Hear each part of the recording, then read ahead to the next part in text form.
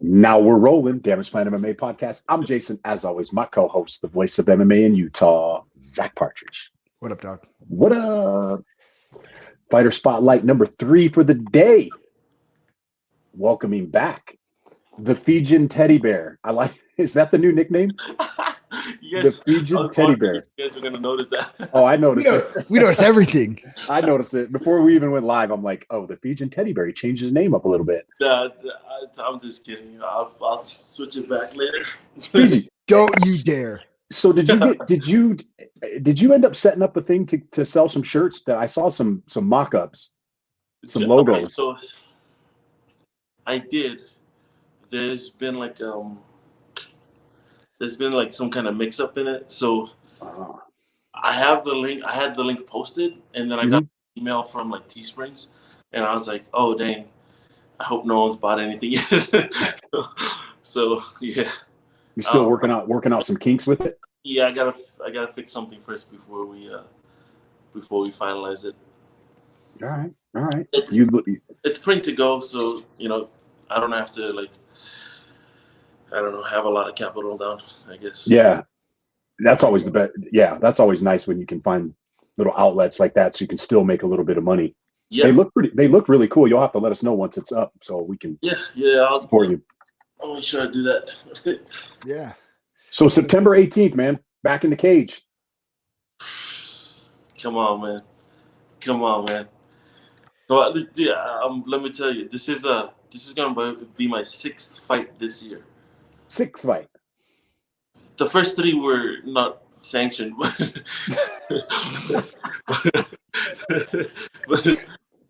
You didn't get it. No,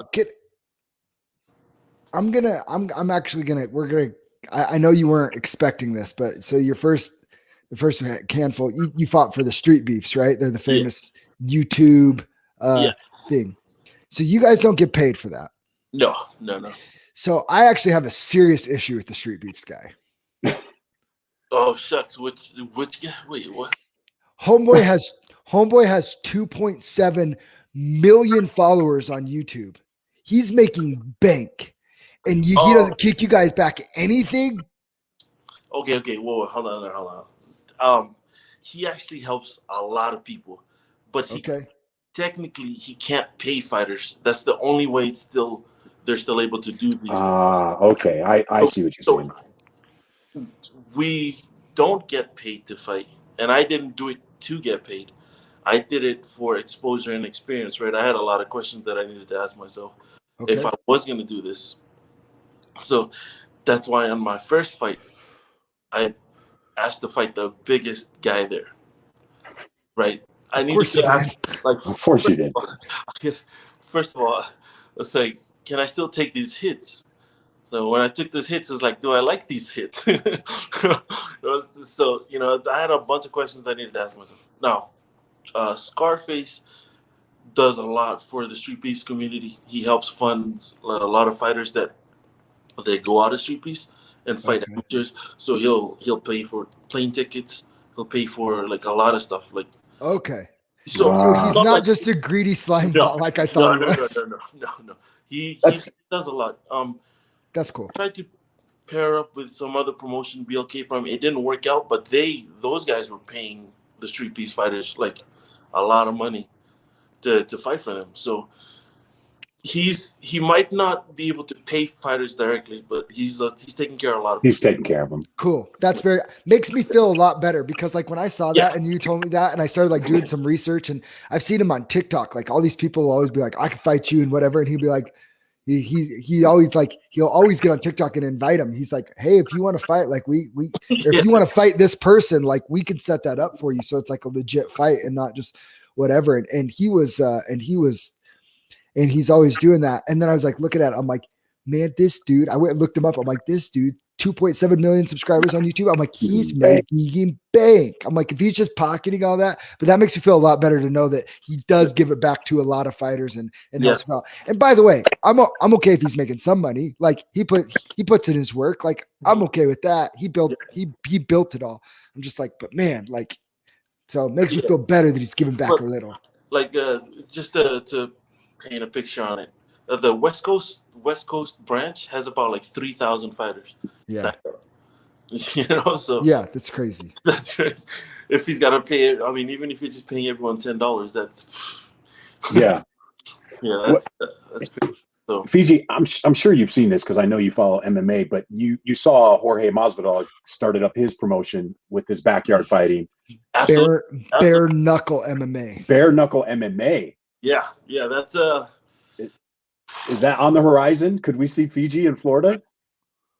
shucks. You know, I've always wanted to go to Florida. Maybe I don't know. Shucks. Pack up the car, Gosh, baby. no. Pack up the car. Fiji, no. You got a good thing going here, bro. No. I'm my coach. My dad called me up and he said, like, if you're gonna do this, please, like, do the sanction stuff.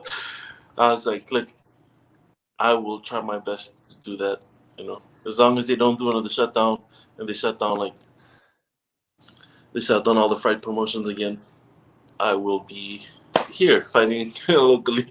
Sanctioned fight. So you are fighting a sanctioned fight on September 18th against Ahmad Sanchez, who is, so, I mean, he's kind of a guy too. I think you're both quickly ascending to being guys that nobody else really wants to fight. And so you guys signed up to fight each other. Okay, so yes, the first time I heard about him, we tried to like look him up. Yeah. There was an Ahmad Sanchez from like 10 years ago. Yeah. And I was like, what? 10 years ago? That's a man. That's like ring rust. If ring rust was real, that'd be 35 years old. He's 35. He's 35. Yeah. Oh, see, people say like, oh, you know, age is getting up there. I mean, yes, true, but my coach is 42 and he still kicks my ass. Wait, he's 40. I'm sorry, coach. My bad. Tag Sept. Tag him. Tag him. I'll take Sept after this. We are live. He's going to hear it. Okay. So he's 40 and he still kicks my ass. So, you know, I heard, first time I heard about it was from, I heard anything about it was from Jason. And, yeah. He was telling me about him. And Jason was like, yo, he throws with fire. I was like, yo, like, this is going to be another one of those wins or fights. I don't know if I'm going to win or not, but you know, that's what I'm going in for. It's going to be one of those fights that if I do win, you can't discredit me, you know, like it's yeah. Well, you know, so nobody's going to discredit you. Here's the thing. You've beaten a couple guys. I mean, Kendrick's a well-known good heavyweight around here and good striker. Mm-hmm. Right. And then the Ty Elliott fight, you know, props to him. He took a fight on short notice. 2 weeks notice. 2 weeks notice. So people could say whatever they want, but they didn't sign up on 2 weeks notice. He did. So yeah, I mean, and you know, Ty's from what I've seen, he's a purple belt.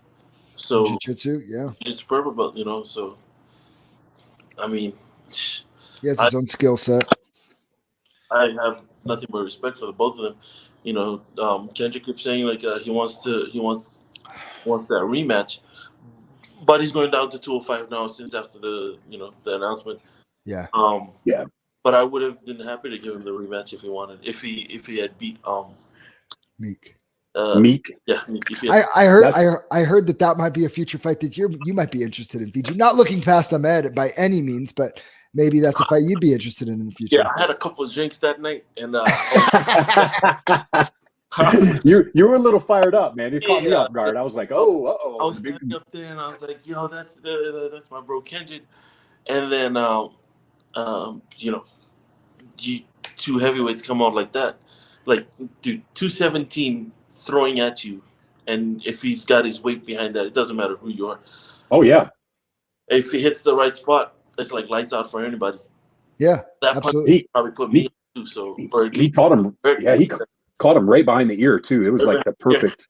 Yeah. Like that thing hurts anybody, you know. So it just, you know, it didn't work out for Kendi, and because I had a little bit of alcohol in me. It's okay. You're of age. It's a drinking establishment. It's fine. You weren't the Fijian teddy bear. You were the Fijian grizzly bear. Hey, nobody put this on a shirt, but I'm putting this on the shirt. It's the Fijian teddy bear up front. On the bear, or sorry, on the back, it'll be, I'm a bear. Whether it's a teddy or a grizzly is up to you. Okay. Better not. All right. Yeah, you better not. Whoever's watching this, don't take that idea, man. Oh, sorry. I don't think anybody's going to take anything from you. Well, somebody tried to take something from you, right? A couple months ago. Oh Lord. Didn't somebody break in your car or something and try to steal some stuff from you? Oh, okay, so it's my bad. I left my wallet in the car. And then like at 2:00 in the afternoon, I get a ding on my phone. It says someone tried to use my card at the gas station that's closest to us. Oh. I was like, what are you talking about? So I started looking for my wallet, and I'm like, holy shit. So I run down to my car, and my car's broken into. Like everything's like just everywhere, like my paperwork's everywhere. This guy had the nerve to take my MMA gear too. I was like, bro, like, and my poster was in the trunk too, and so I was like, dude, if you see like a heavyweight fight poster, and then like you see like MMA gear, maybe not steal from that car. Anyway, I was able to track him down. I went to the gas station and I told the attendee, like, show me the guy who tried to, and he takes me to the back, shows me the cameras. I take a picture. I was like, all right. And then he goes, and I asked him, like, you know anything else about this guy? Anyway, long story short, I track him down, had a conversation with him, and then he actually takes me to the guy who actually did the stealing. Oh, so he dropped a dime on his boy. He dropped the dime on his boy. Yeah, it was. It took me to like an underpass, and it was like they had like a settlement in there, and then he goes to the boy, and then I found the boy, and I talked to him as well. Talk. I talked to him as well. It's like, time out. Did the teddy bear talk to him, or did the grizzly bear talk to him?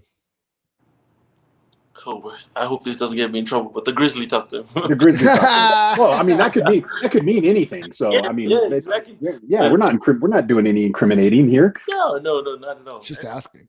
He just this will definitely incriminate me because that he woke up with less, or he's waking up tomorrow with less teeth than he did the day before.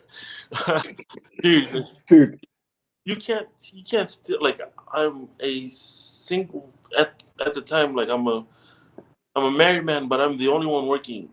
And like single income home. Dude, I work a labor job, and then like I work 9-10 hours, and then I go train for like 3 hours. Yeah. Like, bro, I was so flustered, Doug. I would pay money. The first guy, and I was amazed because it's the first time I landed like a full on, like, with power head kick on anybody. I was just like, I would pay good money to had seen the look on that guy's face when he saw you. It was by the train tracks. I don't know if there's cameras around there or what. I was like, bruh. Was he apologetic? Was he like, so sorry, man? The first guy, yeah. The second guy, I'm pretty sure if he woke up, yeah. After he woke up. Well, and I told everyone under that overpass, like, I was like, Superman. I just like, look, you can take whatever you want from all those other cars. You see that blue one? You leave that blue one alone. Like, you leave that small Elantra, all right? You leave that car alone. You've been fitting an Elantra? Yes. Barely. You got to take the back seat out. Yeah. It's my whole family fits in there. There you go. Fiji, do you know who Sean Bradley is? Sean Bradley? Yeah, he played in the NBA. He's from Utah. But he's like 7'5", okay? So he used to No, he played basketball. He played in the NBA. Oh. But he was so tall, he actually took out the driver's seat and sat in the back seat so he could reach in his little Corolla. Why don't you just buy a bigger car? You're in the NBA. I don't know. It's like when he was like a college student, like poor. Oh, okay. I was like, yeah, this isn't by choice, dog. Like, this is what we can afford right now. Yeah. You see that blue car? You leave that alone. Leave it alone. Yeah, and then everyone was like, no problem, no problem. I was like, yeah, and like if you see MMA gear, like maybe not steal from that guy. Fiji, the Black Beast. I'm like, yeah, I wish, man, but he took that thing already. So Derek Lewis, you took everything I ate, or you're eating everything I want. You ate everything I worked for, motherfucker. Yeah. So Fiji, what? Let's talk about your fight a little bit more. You obviously, have you seen any film on Ahmed Sanchez? What do you know about Sanchez? I know he's a beast, and I'd like to think of myself as a beast too. So it's gonna be a clash of the titans in there, man. And I told some of the other guys that messaged me, that tried to tell me how to fight this guy, and I was like, you know what, I'm gonna go in there and I'm gonna feel it out and I'm gonna see how it goes. And there's like people like, I don't know if you guys have seen it before, but like at some point in the fight, like someone's eyes changes. Absolutely. Oh yeah. I saw it with Kendrick, and with Ty, I saw it at the. Honestly, saw it at the weigh-ins. Like their eyes changed. It was with Kendrick. It was after I threw like the first right hand, and I think it just grazed him, but his eyes changed. Yeah.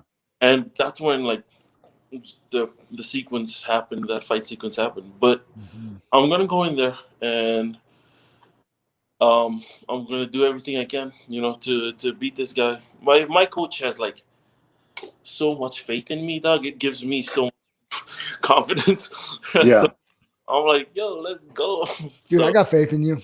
Yeah. No. I got a little tidbit of information for you off air after this, just so you know. So yeah. Okay. We Zach and I got to watch Ahmed fight at the last Fierce Challenger Series card down in Price, and we were both impressed with him. And he moved good, but I will say his opponent definitely had that look in his eyes after he ate with the first kick he ate. The first time he felt he was in the cage with another powerful man. Yeah, his opponent's eyes changed first, and you could see it. Yeah, he was broke. I think he was trying. He didn't quit. He was trying, but I think he in the back of his trying mind, to survive. Like, he wasn't trying to win. Yeah, scary.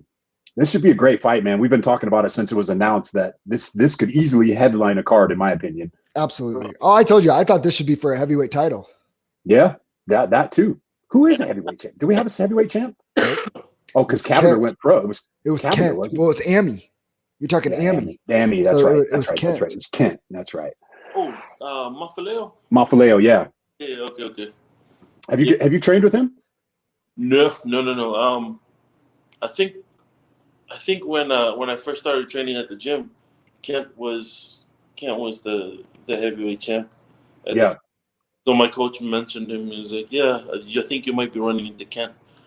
But then he turned pro, so I was like, "Yeah, just yet."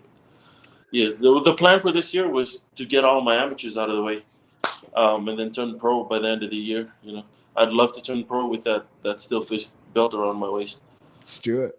Bro, I have like the weight of a country on my shoulders at this point, dog. Like I have so many Fiji like hitting me up.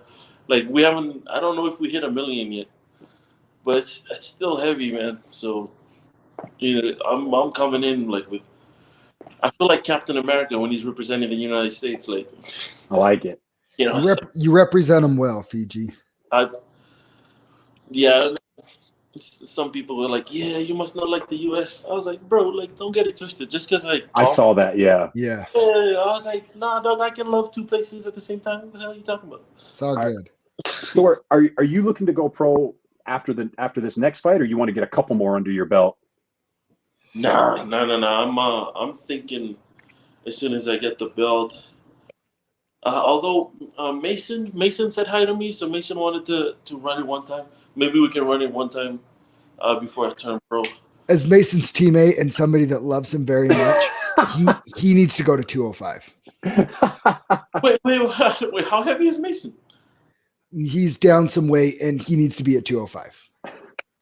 As his teammate and somebody that loves him, if he's going to continue fighting, it should be at 205. I said the same thing about like I'm not trying to take fights away from you, Fiji, but yeah. Well, no, it's not that. It's just I've said the same thing about a lot of the guys that want to fight me or we have fought before. Like Ty came in at around 220, 230, and then Kendrick was like 230. And when I met them at the weigh-ins, I was like, dog, like, I have my Pedialyte with me, and they're looking at me like, what the hell? Like, you have to cut to 265. I was like, yeah. You're a legit heavyweight. You're a legit 265er. Like I look at, like at some point they've got to realize now, and we just had another fighter, Elias, on earlier, and he said, you know, he said a lot of those elite heavyweights fight around, you know, that 235, 240 range, and that's fine, but I hate to break it to anybody, and I say this with the most love and respect. A bunch of amateur heavyweights aren't elite. No. Don't compare yourself to Stipe Miocic and Daniel Cormier. Like you might feel the best there and be able to perform there, but I mean, it takes a very experienced man, I think, an experienced fighter at 230 pounds to be able to say, throw your name in the ring and get in a cage with somebody that's a legit 265 and is cutting down from 275 or something like that. That's a huge size difference. I'm gonna tell you right now, I cut down from 280. Like, yeah, that's what I'm saying. Like, that's, you know, you're talking 50 pounds. Mr. Salmon, that guy looked jacked as, you know. Yeah. Oh yeah, he was big. Yeah, he's a big. And that guy's, how is he 230? Yeah. Like, what? He looks lean. I don't know what it is. Maybe it's like the Polynesian diet or something. Bone density. It's the bone. It's your and again, all respect. It's all you Hawaiian, Polynesians, all that. Your coconut heads weigh 80 pounds. That's why nobody can ever knock you guys out. Yeah. The first guy that I fought down in Arizona, he was, I think I told you guys this before, he was 370, 6'7". Oh, I've watched the fight. Yeah. He said, we're friends now, but he said he had, sure. Yeah, he said he's never second guessed himself so much in a fight. He's like, sure. I've knocked people out. Like, I was like, yeah, he's freaking 370. And I was like, yeah, why the hell didn't you go down? I was like, because I was mad, dog. Like, you hit me really hard. Is there anybody you don't like, Fiji? You like everybody. No, I like. Well, I mean, alcohol a little bit. But, for a minute there, I was like hella mad at Meek. But, I know. I was standing right next to you. I know. I told Zack, I'm like, he's like, I'm getting ready for my fight. He's texting me in the back. He's like, I've never seen Fiji like this. Well, you know what caught me off guard was we were talking about how he normally fights at light heavyweight, but he didn't have time to cut weight. He was working, busy. And when you came by and he's like, I want that fight next. And I thought you were joking. I'm like, he weighs 217 pounds. He's like, I don't care. I want him next. And I was like, oh, he's pissed. Like, oh, hey. Obviously it was all squash. So, you know, social media and everything's good. But once I calmed down, I was like, what am I doing, dog? Like, I'm like, I don't think anybody there was going to stop you if you started to get mad. So, yeah. Could you imagine if Fiji decided to storm the cage? Like, who at SteelFist Security is going to stop him? So Fiji, when we were at the Fierce Challenger Series, we had Chris Curtis there. Gosh. He's the number one middleweight in the country that's not signed by a big promotion, right? 170 and 185. And one of his teammates gets beat, right? No. What's that? Chris Curtis? Does he have like wild hair? Yeah, it's kind of big. Kind of like a high top fade, but it's kind of. I think I watched one of his fights. Yeah, I'm sure. Yeah, he's good, right? Yeah, he's really good. One of his buddies lost in the co-main event, and the crowd, the guy that won, his crowd started to get a little lippy, and he started to go over there, and Zack's yelling at me to go stop him, and I'm like, I'm on the broadcast. I'm like, Jason, go get Chris. I can't stop this guy. Are you kidding me? He's just gonna flick me away and just. The best person, the only person with any chance in that arena was probably sitting next to Zack on the commentary. You have that Jordan Levitt, his team. Yeah. Oh, yeah. That was it. Yep, exactly. But like weight difference, yeah. I'm like, So, Fiji, do you have a prediction for this fight? I predict that it is going to be a fun fight. No, that's not what I asked. I want a prediction on how the fight ends. How the fight ends? Yeah. I think someone gets knocked out, man. It's either me. I agree, but I think it's either me or him, man. I'm okay if it's me, man. Like if I go out there and I put 100% behind my shots, and he puts 100 behind his shots, and he catches me or he picks me apart, that's fine, bro. Like I'm gonna give it my all. I'm gonna say thank you to everyone before my fights, everyone that's helped me, and I don't care how it goes. I don't care how it goes. It is what it is. Like it's his head or mine, dog. Like I'm okay. don't forget body shots work too. But yeah. Hey, I've just, oh man. Well, since you're skirting around the question and you're not really answering it, hey, you politician, what are you going to grow up and be a politician? Come on. Hey, so if you don't answer that, then you have to answer. If you had a finishing move from like WWE, what would it be? Finishing move? Yeah. A WWE wrestling move. Good Lord. I feel like a choke slam, like a giant choke slam or something. Yeah, I could see you like the Big Show. Yeah. Nah. No? Nah. It's not funny enough. Well, I don't think you're jumping off the top rope and doing like Macho Man Randy Savage stuff. Hey, man, you never know.